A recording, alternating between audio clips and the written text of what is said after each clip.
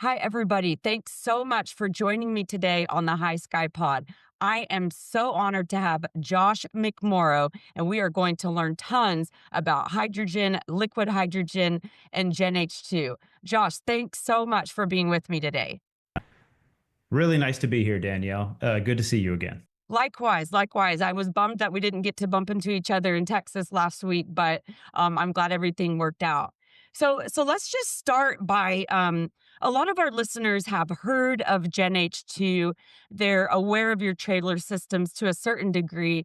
What they weren't aware of is what the other company was, which was Philomax, and then Path2 H2. So could you kind of just walk us through how those companies are related, which ones still exist, what your role is in them? Because I know I butchered it a few times on flyers and social media posts. No, that's okay. I'm glad you asked because it's good to get that clarity in the marketplace. So let me start at the beginning. So GenH2 is a company headquartered in Titusville, Florida, right next to Kennedy Space Center. It's about 4 or 5 years old at this point and really came to life because of the research and development that took place at NASA's Kennedy Space Center for more than 2 decades, focused on the ability to liquefy, transfer, and store hydrogen in a way where you can eliminate the losses associated with liquid hydrogen. So that's really how GenH2 was born. Um, the other two companies you mentioned, which are PhyloMaxCap and Path2. So PhyloMaxCap is a company that first of all, let me just clear this up. PhyloMaxCap is the old name. We just recently changed the name and rebranded that company to Path2. That was done at our annual general meeting in August, and we actually just received approval from the commercial register in Munich. And so Path2 is now publicly listed on the Frankfurt Stock Exchange under ticker symbol PTHH, and is the parent company of GenH2. So earlier this year in 2025, Path2 acquired, finished the or closed the acquisition of GenH2. And so now GenH2 is a 100% subsidiary of Path2, and that's sort of the corporate structure. My role is I am the CEO of Path2.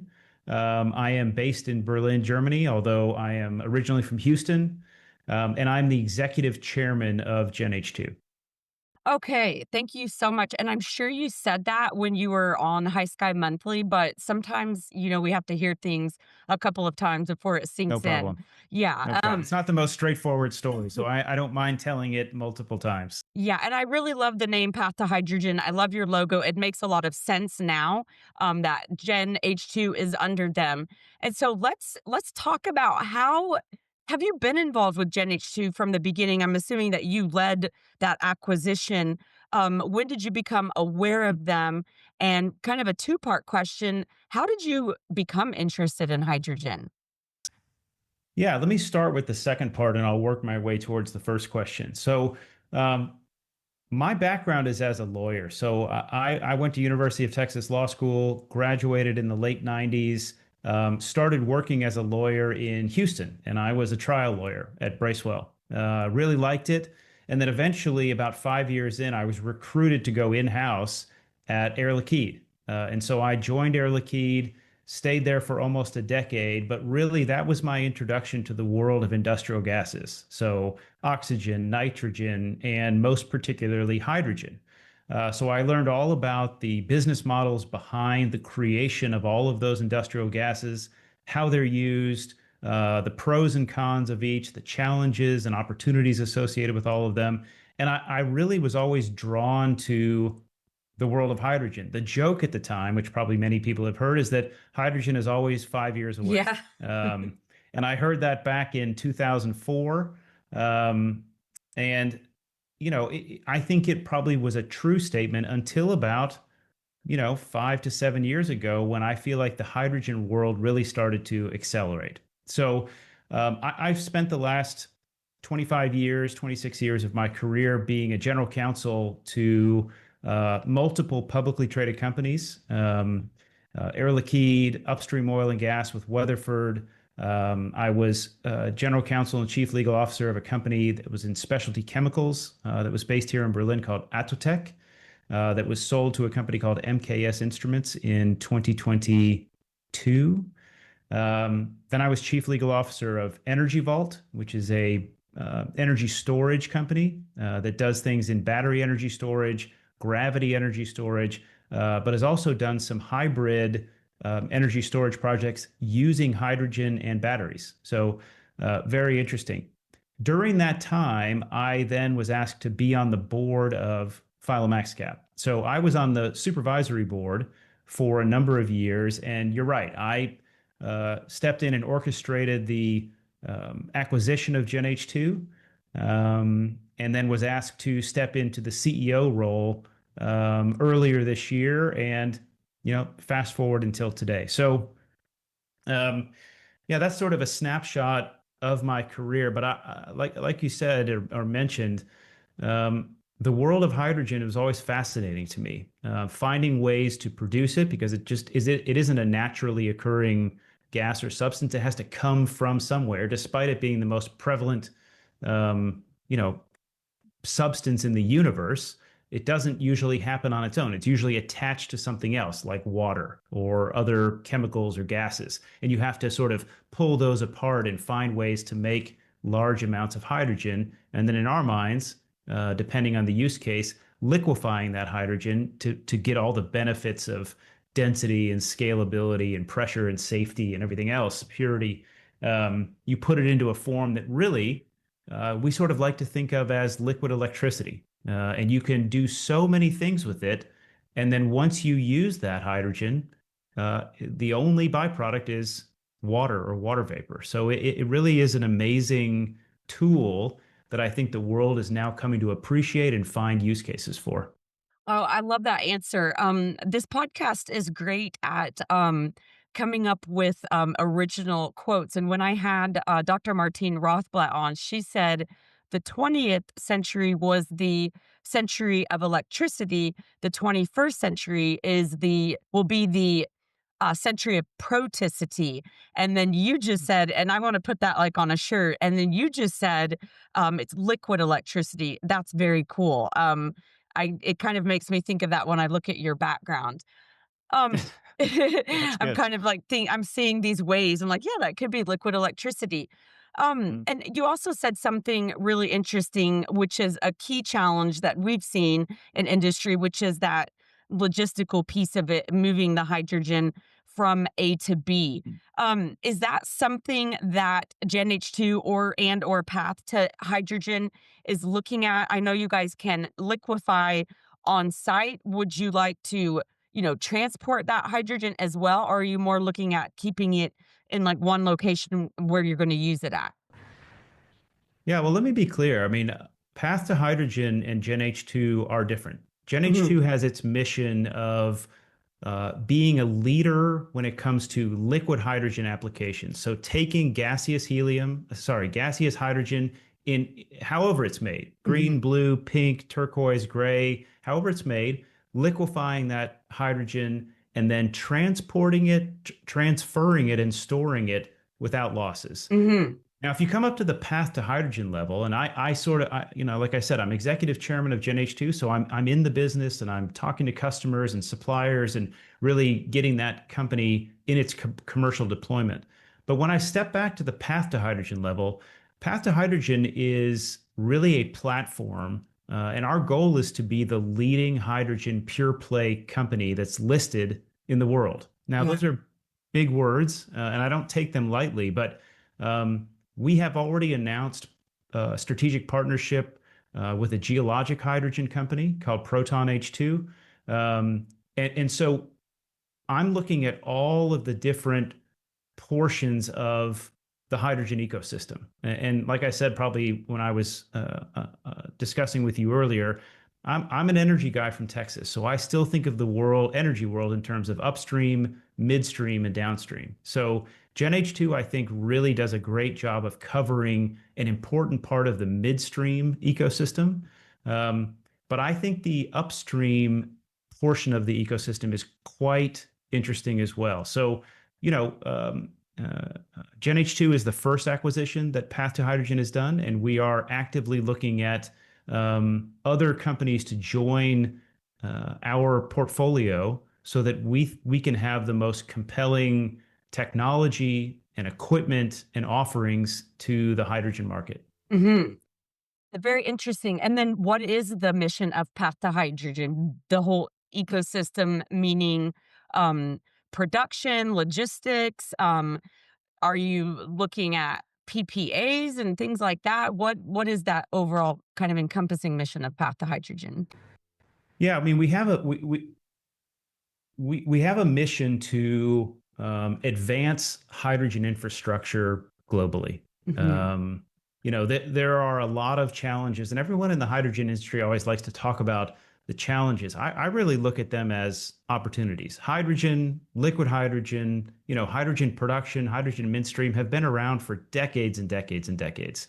And as everyone sort of likes to talk about, up until this point, 99% of the hydrogen has been made by steam methane reformers, which involve running natural gas across a catalyst. And that's great because all of that hydrogen is needed for so many things, including, most people don't know, making diesel. You need hydrogen, Hmm. which is sort of counterintuitive. But um, you know, diesel itself is a $1 trillion annual market. And in my opinion, that is sort of the available market for hydrogen to look at. All of those different use cases of diesel or, some derivative of fossil fuels, whether that be for heavy duty trucking, bus mass transit, aviation, as you focus on and others listening to this podcast probably do, maritime shipping, but also things like primary and backup power for data centers and power to the grid generally.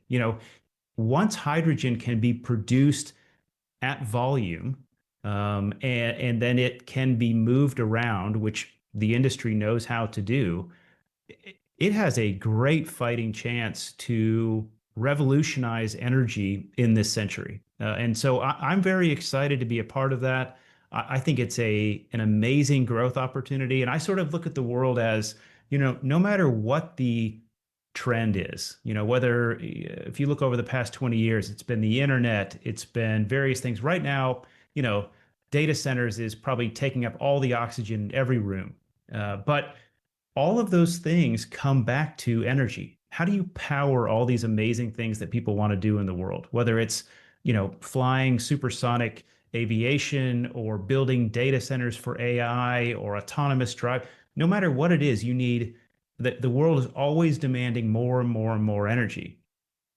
I believe that energy should be low carbon intensity. And it's my belief that the best way to get there is through hydrogen. I could not agree with you more. All of those things you said resonate with me so much. It all comes back to energy. What are your thoughts on nuclear pink hydrogen? Pink hydrogen. I think that it is interesting. Pink hydrogen in my mind, sort of right now, is stuck in legislative rulemaking Hmm. where people are trying to decide, is it worthwhile to make hydrogen from nuclear power, or is that diverting power that should otherwise go to the grid? It's sort Mm, of that same sort of chicken and egg problem. I actually think it's a great use case for it. I mean, I do too. I still think that I come back to my example of liquid electricity. When you're making a bunch of power for nuclear, you can do certain things with it. You can put it in a grid, fine. But from my perspective, if you want to use some of that power, especially during nighttime or when there isn't as much load on needed for the grid, you can make something that can be stored, transported, and used for other great use cases. So I'm a big fan of that. I'm sort of an all of the above approach for making more hydrogen because the more hydrogen that's in the marketplace, the better. So I'm not a maximalist on green. I'm not a maximalist on pink or blue or anything. As long as we bring lower cost production methods to the market, which make upstream and midstream work, and that unlocks downstream makers of airplanes and ships and buses and trucks to say, okay, well, the fuel is the right price, and the logistics are there. So I'm comfortable, opening new facilities and turning diesel production plants into hydrogen production plants. And so, they're all tied together. So I'm a fan of pink, but it feels a little bit stuck right now in legislative rulemaking. Yeah, I asked because there are, a lot of conversations going around about nuclear. I've always, as an engineer and as an aerospace engineer, I can't help but be fascinated with nuclear because of the power. It's just so so powerful.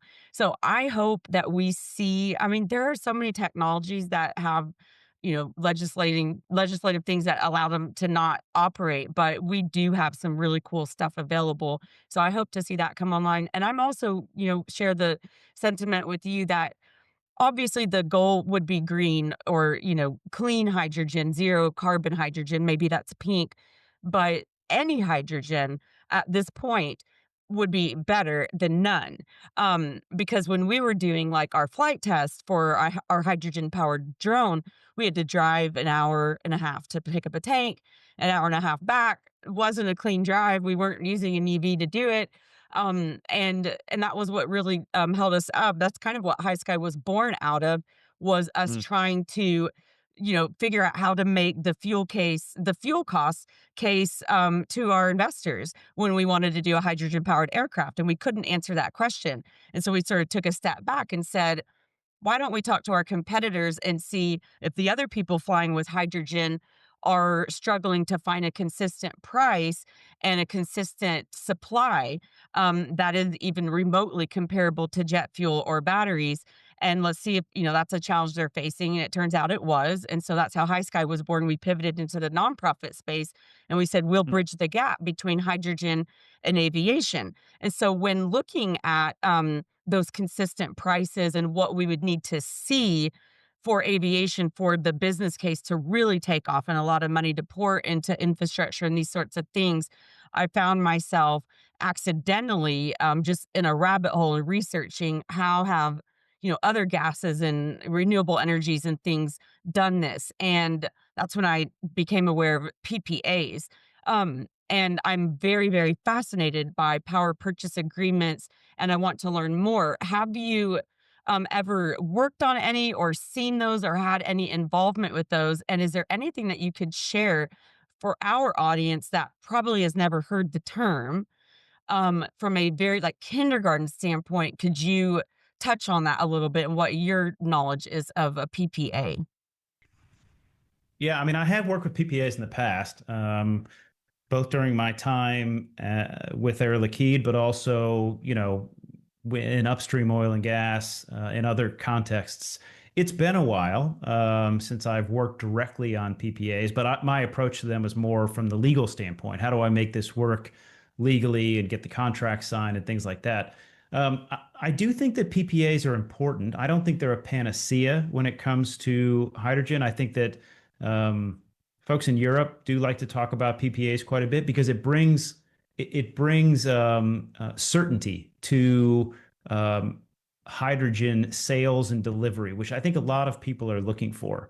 I think I sort of view PPAs as a stepping stone. I think they're important, but it's not as if PPAs are so necessary for other types of fuels. Mm. Because once a fuel is prevalent enough, you don't have to worry necessarily about locking in some long-term price on it. It's really done so that it give PPAs serve their purpose now because they give producers confidence that there's going to be a market, that there's going to be off takers for their production. And so that's why it's important to get these projects to FID and move things forward.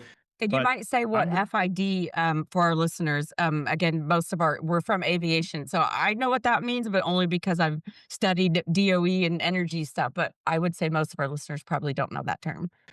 sorry, final investment decision. So Yeah, when you have a thanks. project, you design this project, you're working on the production, you can produce hydrogen for a certain cost, and then you're looking for a buyer so that you can lock in some reasonable profit margin, and then have a commercial model for what you're doing.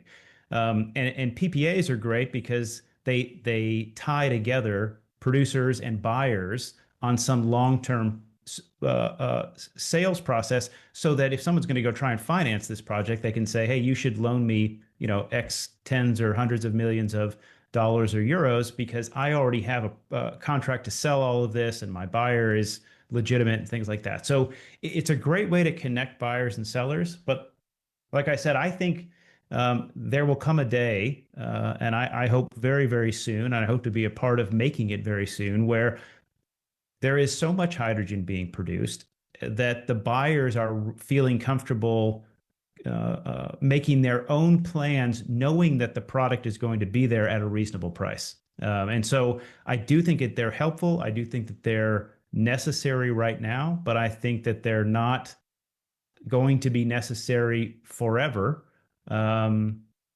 because hydrogen has the potential to be produced at such volumes that there's going to be fairly standard prices. You'll be able to check the price of hydrogen similar to checking the price of West Texas Intermediate or Hmm. Brent crude at some point soon, right? We've even seen Plug Power come up with a spot price for hydrogen, which is great. That's a great first step. But I think that's only going to continue as more and more hydrogen comes onto the market. Yeah, I'm glad you brought up Plug Power, and I'll come back to that in a minute. How soon do you think it will be that we'll be able to check the price? 5 years, 10 years, 20? I think it's closer to 5 than it is to 20. It's But I always would 5 say years, sort isn't of, it? yeah, I know, No, I I'm know. Getting teasing. back to the always 5 years away. Uh-huh.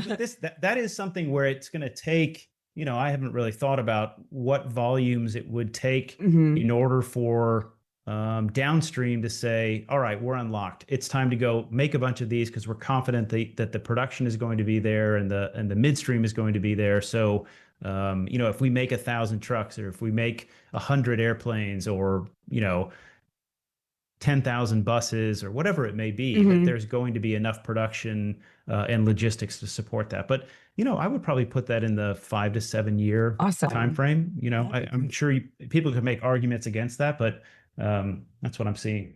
Well, and you're working on it, so, I mean, I find a lot of the folks that make arguments against it are just critics, and not doers. So I believe the people that are doing it. And but speaking of the people doing it, you are one. I mean, we've followed you all for many years, and I've been trying to get that trailer to one of my events for so long. But you guys are so busy and everywhere.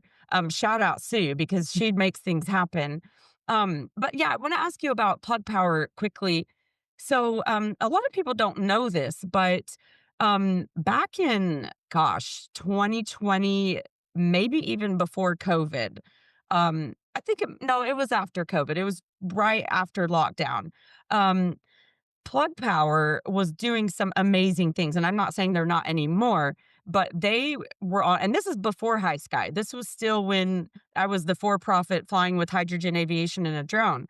I was looking for, well, we were working on a patent, and I was looking for a really brilliant engineer to bring on that had more experience than I did. And we were doing a patent search, and we stumbled across this patent that was almost exactly what we had built. And Hmm. it was pretty innovative. So I was very surprised to see that somebody had done it like 10 years earlier. And so, of course, knowing the person I am, I found out who did it. I stalked him online, found his LinkedIn, his email, his Facebook, and was like, I need to talk to you. Well, we get on a Zoom. His name was Brian Jones, I believe. It's been years now. And we get on a Zoom and he's like, well, actually, I'm not a free agent anymore. And mind you, his background's totally aerospace. I'm not a free agent anymore. I was hired by Plug Power. And I'm like, why in the world did Plug Power hire you?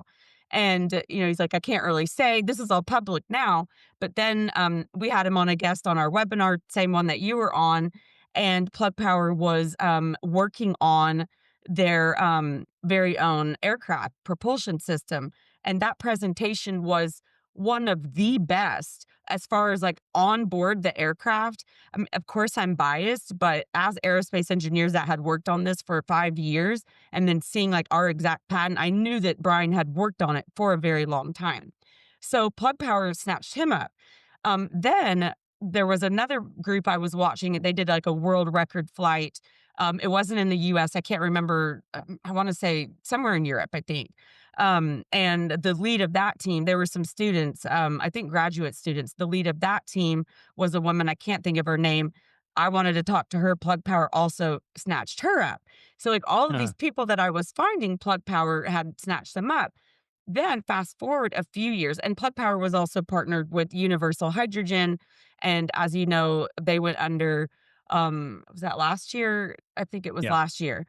Um, and so, but there were all these great people doing all these really great things, and then we started hearing a lot of negative things about Plug Power in the news. They might not make it, and I haven't been able to find any aviation stuff that they're doing anymore, so I don't know if that stopped, when the universal hydrogen thing happened, but, I'm just curious, what your thoughts are on Plug Power. Do you see them as a competitor, somebody that's synergistic? And what do you think, was going on with their financials over the last couple of years? I might stay. I'm not gonna. I don't want to grade Plug's papers on financials, but Okay. I'll say how I view them. I'm very impressed. So I've met Andy Marsh a couple of times, and when I was at Energy Vault, we worked with Plug Power. Supplied the hydrogen for that hybrid system out in Calistoga, California, where it's going to be this backup power system for the town of Calistoga, which is Yeah. pretty cool. So I've worked with them. Um, uh, you know, their ambition is to be a leader in hydrogen. And it's no small task to go up against the large industrial gas companies that have dominated hydrogen for decades, right? I worked for one, Air Liquide, Air Products, Linde, to a lesser extent, Messer and some others, Air Water in Japan. Mhm. But it is a small club. Mhm. And Plug really, from my perspective, aim to break into that club by, building a lot of production capacity. They have a really strong offering in the materials handling space where they're Mhm. providing hydrogen for forklifts for a Yeah. lot of very large companies. Um, but on the back of that, they've built I don't know how many liquefiers in the U.S. over Yep. the recent years. So it's been a pretty strong move on their part, and like a lot of hydrogen companies, they went through a hype cycle during COVID, and then their stock took some heat after that. But they seem to have had a recent recovery, as have a Mhm. lot of hydrogen stocks out there. I mean, Bloom Energy, for example, what does their stock up 1,000% over the last year? Yep. Most of which because their fuel cells can run on natural gas or hydrogen, and they power everything, including data centers. So Yeah. um, a lot of what happens out there takes so much hard work in the background, and then there is timing and a little bit of luck mixed in there. But their mission to build out they being Plug, their mission to build out more hydrogen and to sort of break into the ranks of the larger industrial gas companies, I think is quite impressive. Yeah, and I didn't mean to put you on the spot or make you okay, I'm also a huge fan and supporter of Plug Power and Andy Marsh. I've been trying to get Andy Marsh on this podcast for years, but I haven't been successful yet. But what I found out about them not from hydrogen, but from aerospace. And Mm. like I said, all of the top people, they were finding them. So they are very smart. Andy is very smart. And I have told so many people when folks are like, well, I want to get involved in this hydrogen stuff. I'm like, well, invest in Plug Power. They're public and I own Plug Power stock. Um, but I guess I should have framed the question as what do you say to people that are like, well, they're not doing so hot. And what I say is I say just wait because I don't think they're going anywhere. And I know they have really, really smart, talented people on their team.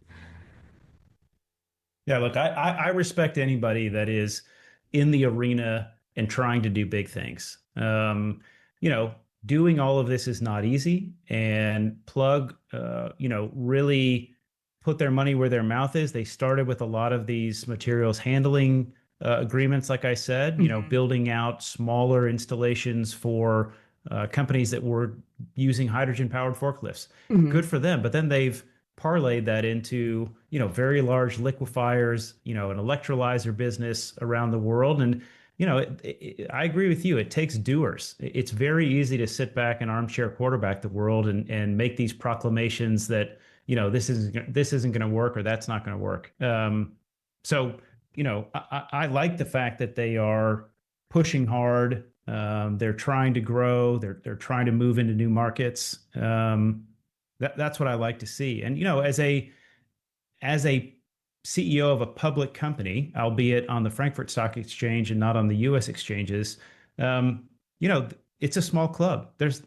I can count on one hand the number of publicly listed companies that have as their sole focus a hydrogen business. Yeah.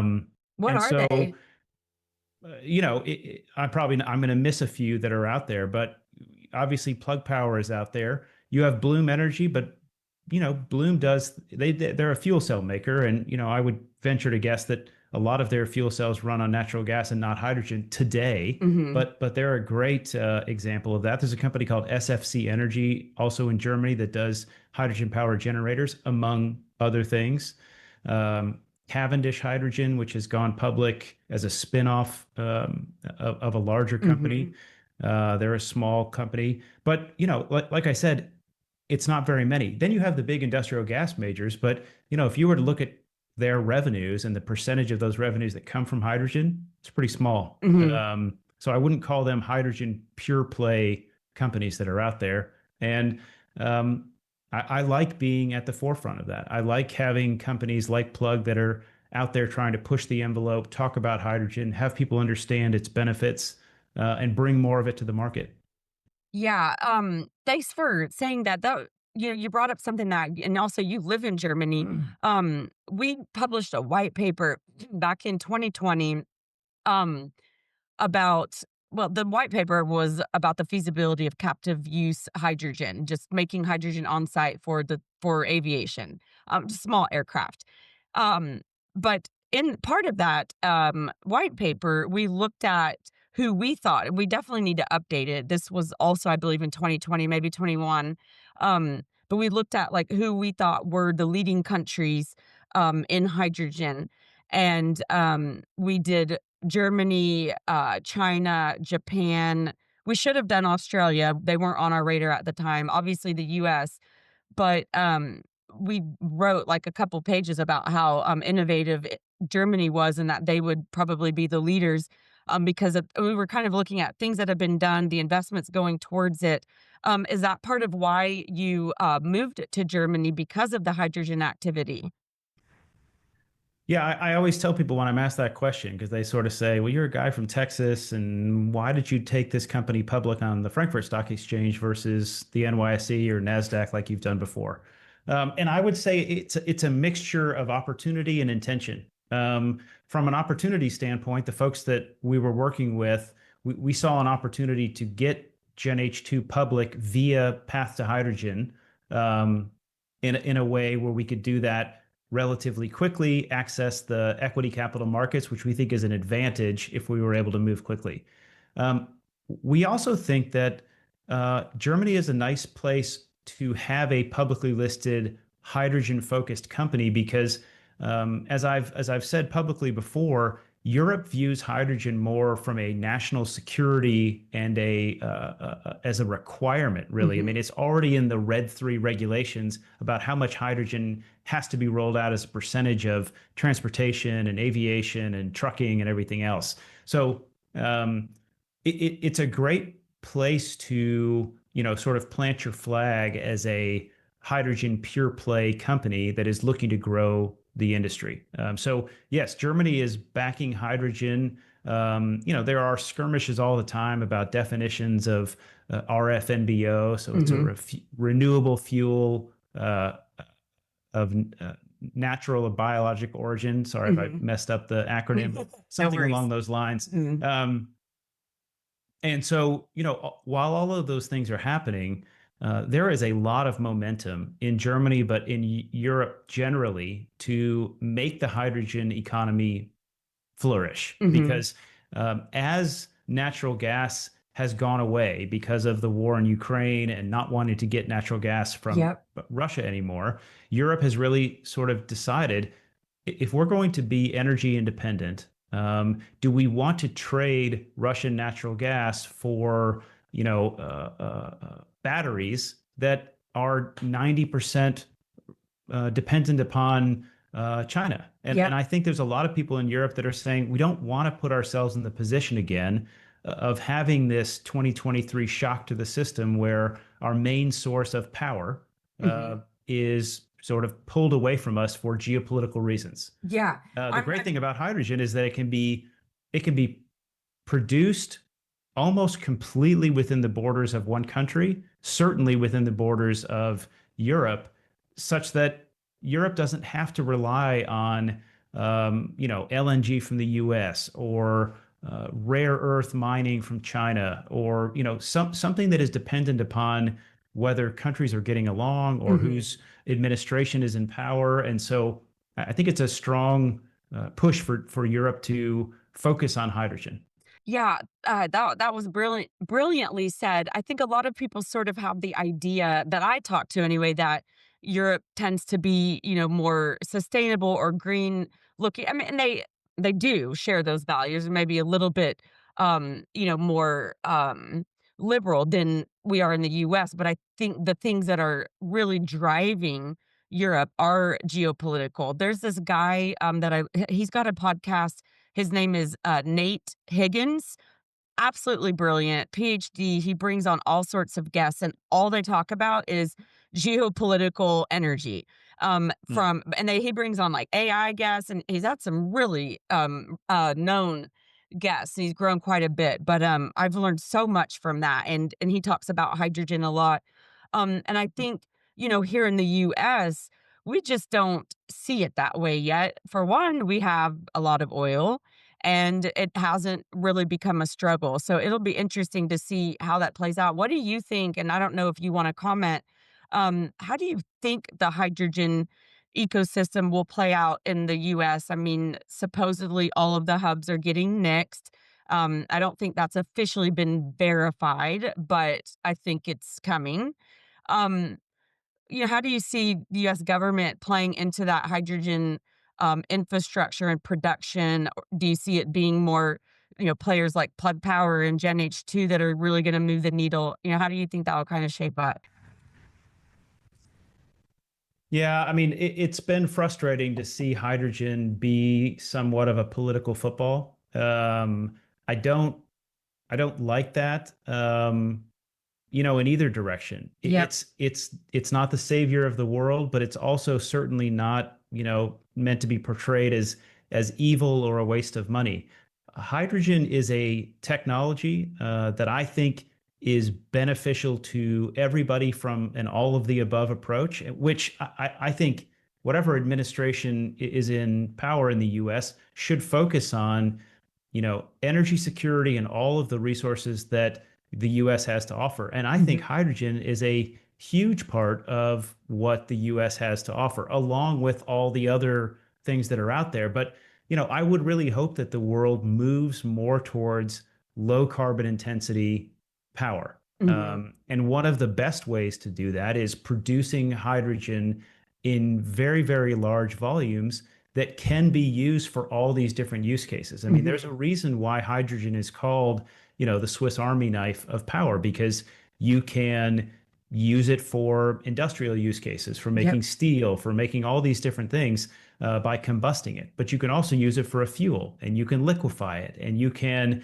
use it for power, or you can use it straight to put into these new turbines that are being created by GE Vernova and Siemens Energy that can run on, today 25% hydrogen, but Mhm. soon 50% hydrogen, and then eventually 100% hydrogen. So, Mhm. um, I don't like to comment too much or try and bring hydrogen into politics. I would prefer that it be outside politics. I Yes. think historically the Department of Energy has, done great work. And I'm not talking about any particular administration, but generally the Department of Energy has helped fuel new sources of energy by providing funding where the private market wasn't willing to do it or the private market felt like it was too early. Um, I like when the DOE does that. I think it will continue to do that, Hmm. frankly. And hydrogen should have a role in receiving some of that funding so that the U.S. doesn't cede hydrogen, production and supremacy to other parts of the world. If only for that reason, Yeah. I think that the DOE should continue to fund hydrogen projects or hydrogen hubs or whatever we may call it, because I think it's a competitive advantage for the U.S. to lead in all sorts of energy, not Hmm. just oil and gas or shale production or LNG, which it does lead in, and that's fantastic. But as we move to a lower carbon intensity world, I would hope that the U.S. continues to be a leader when it comes to hydrogen. Yeah, likewise. Well said. Um, okay, I want to pivot a little bit and get a little personal. You said, well, it was clear to me the respect that you have for Andy Marsh. And I understand that because when you're doing something that has never been done, you're kind of on this stage and you're being criticized. So for you as a CEO of a public company, talk, and this was not your first public company, correct? You've done it a few I've times? been with multiple public companies. Yeah, first time as CEO of a company, but I've been, an executive of public companies for the past 20 years. What is one of the, scariest things? I know a lot of us like to say, like, "Well, I'm like, I am a doer, you're a doer, we get things done." But, there are times as a CEO myself that's, running a nonprofit in an industry that doesn't exist and, rallying people together, there are times that are difficult and, um, wondering, "Is this going to pay off?" I know in my gut it will, but sometimes, like, why am I doing this to myself on some days? But then the rewards are very high. So, what are some of those things? What would you say is the most challenging thing that you've had to deal with personally when taking a company public?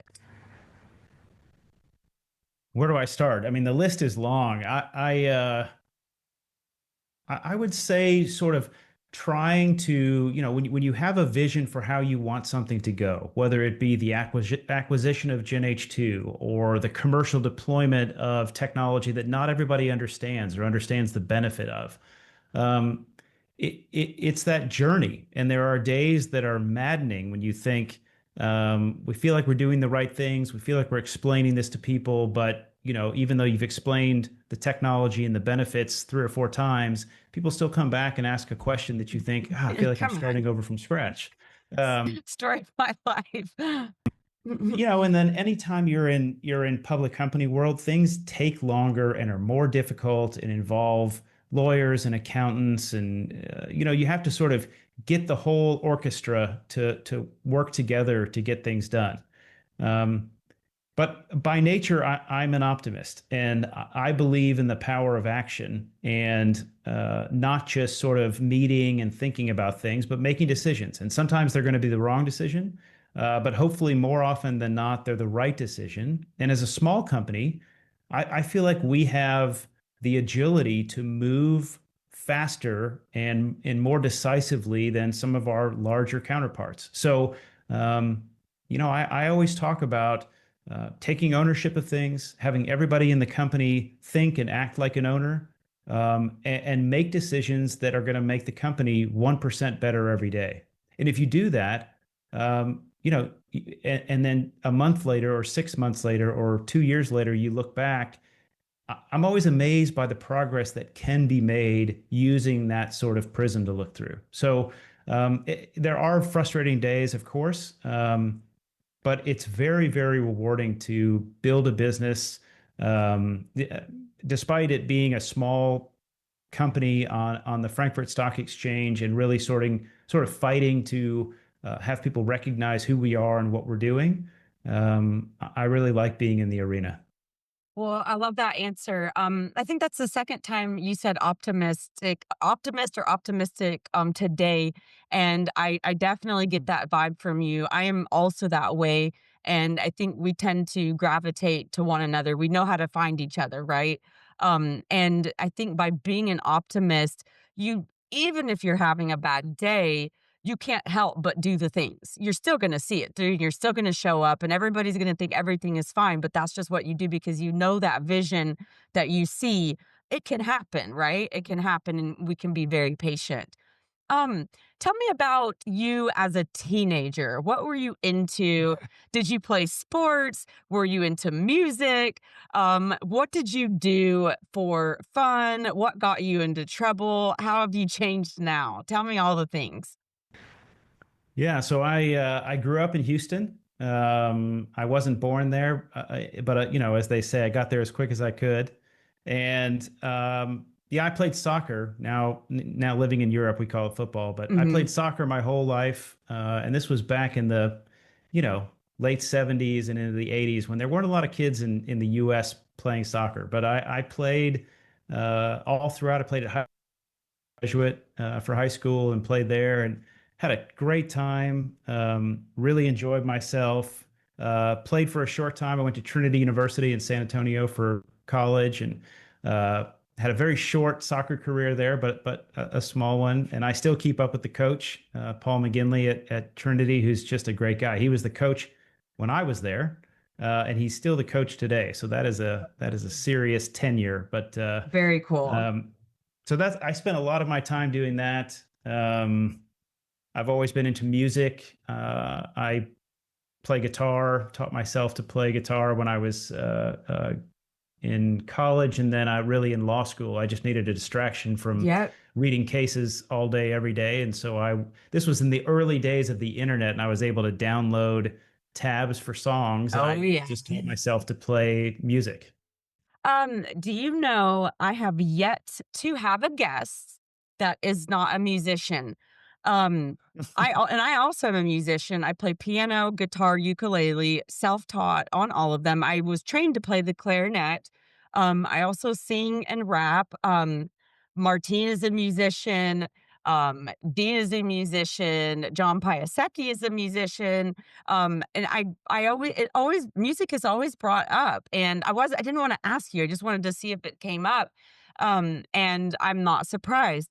There's something about, I think, good business leaders and optimists and doers, people that I guess I would sorry if you hear my dog, I don't know what he sees. I might have to edit I this don't out. I don't hear it. Your Okay, microphone's good. doing a good Okay, I'm gonna job. keep going. Um, but there's you surely heard that one. Do you still do oh my gosh, this mic is really good. I have to put him out. There's something he's barking at. Give me one sec. I'll just edit this out. No problem.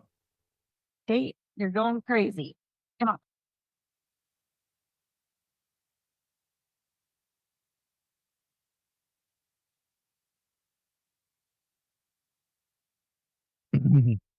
So, all right, I'm gonna try to pick up where I was. I think I was saying there, there seems to be a correlation. I would love to see if somebody has looked at this or studied this between good business leaders, optimists and doers, and I think what, like, Martine would call the 5%. I don't know if you've heard that whole episode, but she talks about the 5%, very interesting. Um, and music, because also music is very hard at the beginning. It takes a while before you can jam. You're like, this sounds like Yeah. crap, and then you keep working at it. And the next thing you know, you're like, oh, okay, I got this. And, you get that rhythm. And I think that's kind of how leadership is as well. But there just seems to be some kind of relationship between successful people, people that are optimists and always looking on the bright side and trying to make the world actually a better place, and them being self-taught musicians. I think that's so fascinating. Yeah, I don't know what it is. I haven't thought about that before, but um, you know, music is messy. I mean, it's hard. You know, when you're trying to learn a song or write a song, you know, it doesn't start out sounding great, and you have Yep. to sort of stick with it. And I think there's a lot of But once you do, boy, that is a magical feeling of Yes. learning a song or creating something that didn't used to exist. And I really like that about business. I mean, business is not easy, especially smaller businesses where it's really dependent upon everybody showing up and thinking, we're going to be able to actually get this done. It seems daunting, and maybe others are telling us all these reasons why it won't work. But, 6 months later and a year later and 2 years later, you have a business that people are interested in buying your products and working with you. And, you're making 1 + 1 = 3. And I love doing that. And I love doing that as part of a team. That's just my favorite thing. It's great to have individual successes, but maybe it's from my background in sports, but team successes are so much more fun being Oh, able to yeah. share that with people and tell stories about, hey, you remember when we thought this whole whole thing was going to fail, and we were able to sort of snatch victory from the jaws of defeat. Yep. I really enjoy that, and so that's what keeps me coming back. And it's really what had me accept the position with Path to Hydrogen, because this is far from guaranteed. That there are hurdles that get put up every day, but there's also, when you get together with people that see a vision for what hydrogen can be, and they're willing to really do the work and put their money where their mouth is. It's amazing the types of things that can be created, and I feel like it's got a worthy purpose. I'm at a stage in my life where I've done interesting things, and I've really enjoyed being a lawyer and a general counsel. But at some point, you start thinking about what your legacy is and what you're going to leave for your kids to talk about and your grandkids to talk about. And for me, building Path to Hydrogen into something that is bigger than we thought it could be and could potentially change the way that hydrogen is perceived and used and produced and handled in the world. That's exciting to me. I love building teams around ideas like that. Yeah, that is so cool. What you described almost sounded like building a band. If you're starting a new band, you guys kind of suck, and it takes a while before you learn each other and, kind of who follows who and what sounds good with what. But then you get that rhythm, and now you've got a song, and now you've got a flow, and now people want to hear it. But that is, while you were explaining your team and the way you liked it, I'm like, this is how High Sky functions. But also, when I've been in bands, that's how it is, and it's kinda clunky and yucky at first, but if you stick with it, it becomes a beautiful song, a beautiful set, a beautiful company. You certainly got a great team. I've been so impressed with everybody that I've met at GenH2. So just, really cool stories. I definitely get that vibe from you. I'm curious, what, part of Houston did you grow up in? I'm in Spring. I grew up kind of on the southwest side of Houston. I went to Okay. St. Thomas More Yeah. for grade school. And I think, if I'm not mistaken, I was zoned for Westbury High School, but I ended up going to Straight Jesuit. So that part of the world. So you probably went to Galveston more than I did, or Surf City. I never go because it takes me an hour to get up to the other side of downtown. Yeah, getting Yeah. across Houston is a trip in and of itself. Yeah. So, funny how you were saying earlier, hydrogen is always 5 years away. Houston is always an hour away from Houston. That's what I've been hearing lately. And I've only lived here for a couple of years, but I really enjoy it. So what would you have done, if anything, different, in college or early adulthood? What are some of the things that you maybe not regrets, or do you have any regrets or things you wish you would have done different? It's interesting looking back. I've been living now in Europe for almost 9 years. First in Switzerland for a few years when I was with Weatherford, and then we moved to Berlin in 2019. And living abroad, it's sort of cliche about it, broadening your horizons and opening you up to new things, but it really has. And I've loved learning a new language, despite German being a very, very difficult language to learn. I grew up speaking Spanish along with English in Texas, You and it's kinda just it's you kinda just inherit it. yeah, you're sort of forced to do it when you live Yeah. in Texas, but Mhm. German is a whole different approach.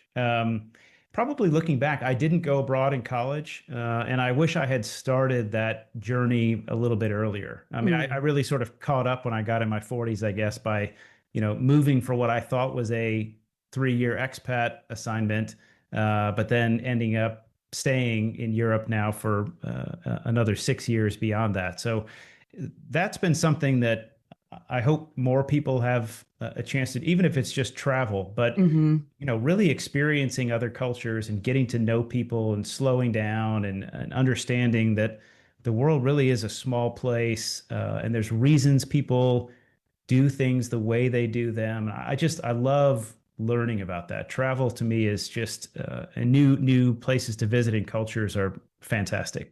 Yeah, I love that. I'm like that as well. I've never lived abroad. I Mm. definitely want to. It's on the bucket list. I don't know where I want to go yet, but I have to go to Europe for a while because my dad's from Bristol and my mom's family is also from Germany. So I'm 50% German, 50%, 25% Scottish, 25% British. And I can do a mean British accent, but I can't speak German, but I could probably say a couple of funny phrases. But yeah, I would love to, see my roots there and just experience that because we really are so closed off here, so much more than we think. And, I'm kind of the type of person that believes people are fundamentally good. And that's not what we're really shown on the news or in the media. But I think two strangers are going, don't, doesn't matter if they speak a different language. You see two strangers help each other so much more often than not. I see it Yeah. all the time, and just seeing humanity, be human it's a beautiful thing. So yeah, the more you can experience that, the better. Um, what advice would you give to a young entrepreneur that is learning about oh, before I ask you that, actually, I have to ask you about aviation. So Gen Yeah. H2, and I don't know how much you can talk about this, but I know you have ZeroAvia as a partner on the website. Can you talk a little bit about what you're doing with ZeroAvia? Yeah, I mean, we've been talking with them for a number of years. I think probably the best way to talk about, I mean, so ZeroAvia has interest in our hydrogen liquefiers, right? We can provide hydrogen liquefiers, especially to aviation companies, whether you're doing drones or doing small eVTOLs or larger planes. All or most of them are going to want to have liquid hydrogen available. Yeah. Even if they're not putting liquid hydrogen on board, you're going to want to store it as liquid and then vaporize it into gas and fill your tanks. Mm, Because until you get large enough to have your own supply, or to order a 4,000 kilogram tanker truck to drive up and arrive on your doorstep, mhm.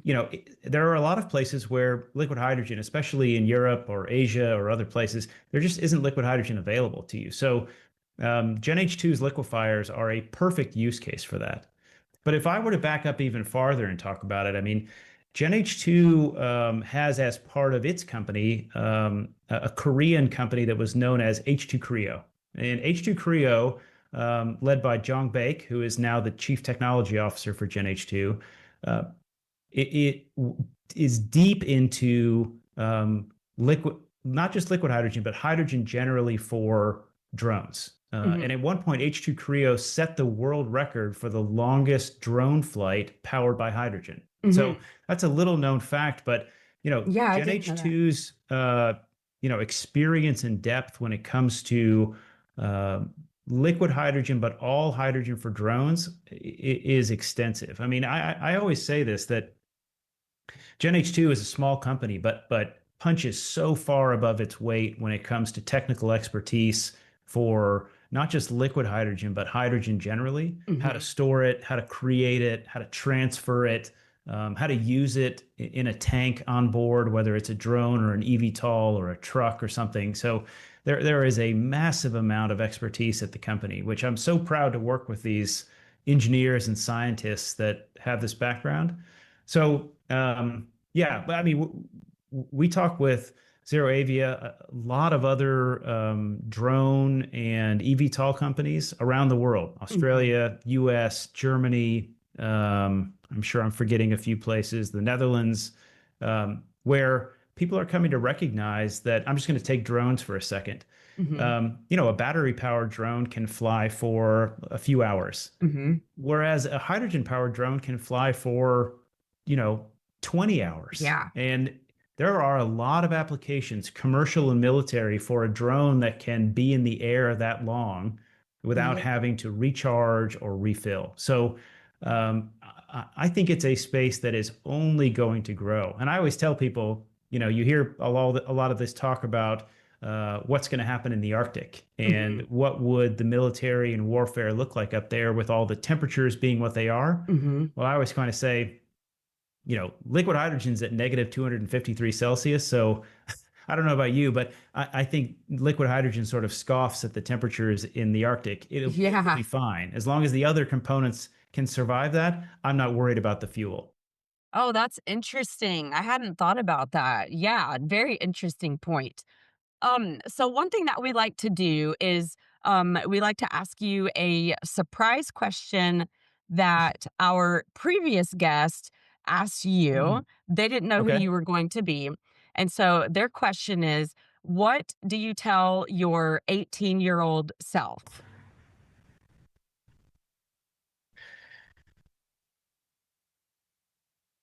Try and do more things. Don't be afraid of failure, because failure is just an opportunity to learn. I think I and many other people spend so much of our youth and young adulthood doing everything we can possibly do not to fail, that we miss opportunities to try things and learn and think, oh, okay, well, that didn't work out, but now I know better. And the next time or 10 times, I'm going to do it this way. So, um, I would say if I were to tell this to my 18-year-old self or my 18-year-old son, I do tell him, don't be afraid to try things. And if it doesn't work, it's fine. Hmm. You're not 50 with kids and mortgages and, college payments and all. You're young. Just Yeah. if it's something interests you, put all of your effort into it and try it, and don't worry about what other people think if you fail. It's no big deal, because if you're learning, you're succeeding. Yep, I love that. I was just telling my daughter and my niece, 30 and 16, that I said, I think I came up with a new quote. And I said, if you're scared to do something, it means you're not failing enough. And my point was like, they were working on, it was two different scenarios. One was like having a tough conversation with someone. And the other one was just unrelated. But anyway, I said, advocate for yourself and say those hard things. And if you mess up or you do something wrong, but again, it goes just back to the music. It's ugly at first, right? It doesn't sound great, but you're not going to get good unless you fail, fail, fail, fail, fail, fail, fail.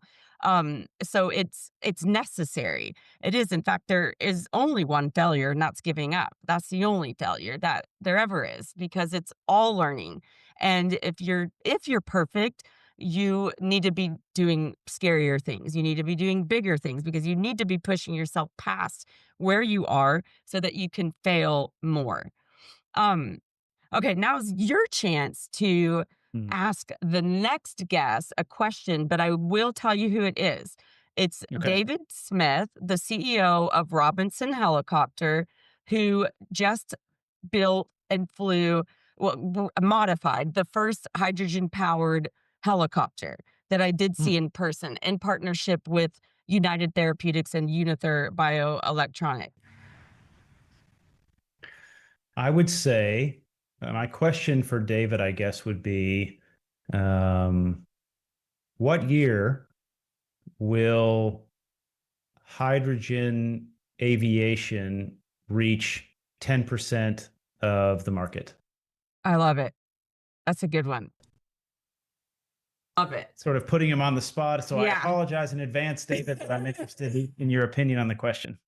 You know what? We love to put people on the spot, though. I'm just the type of person that I feel like if we can put you on the spot, the answers are more Mm, organic. And then if we need to edit anything out, we can. Um, are there great. any last thing I'm going to ask? Are there any last thoughts or last people you want to mention, or companies or partners that you have? Any exciting things in the news that you want to share? Any events? Yeah, I mean, I will say, I couldn't do anything that I'm doing without the team at GenH2. They are a tireless bunch of workers and great people.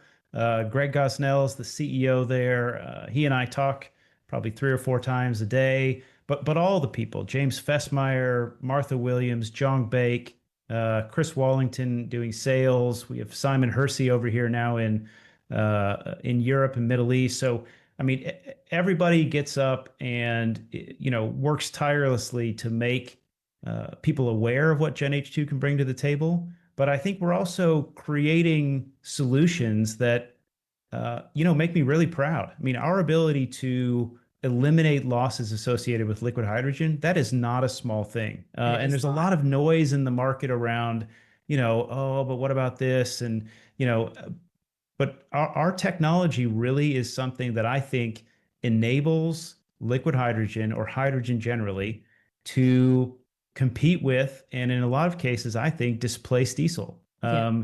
And that's one of those things that will be a step change for the hydrogen industry. So I want to take an opportunity to call out all the great people at GenH2 that um, are doing amazing work every single day. It's great to be part of the team. Well, that was just beautifully said. And I will echo that. Your team, I haven't met all of them yet, but I have a feeling I will meet many of them soon. And your entire team, you all are so easy to work with. And I only know a few companies that are like that, that when, we meet, it feels like we've known each other forever. The trust is there. It just everybody's working hard. And that is the feeling I always get from you all. So I appreciate that. I'm so excited to see where you guys go. I'll be promoting like crazy and can't wait to Thank do you. more with you. Yeah. So thank you so much, Josh, for being my guest today. And you have a wonderful holiday. Thank you, Danielle. Great to see you.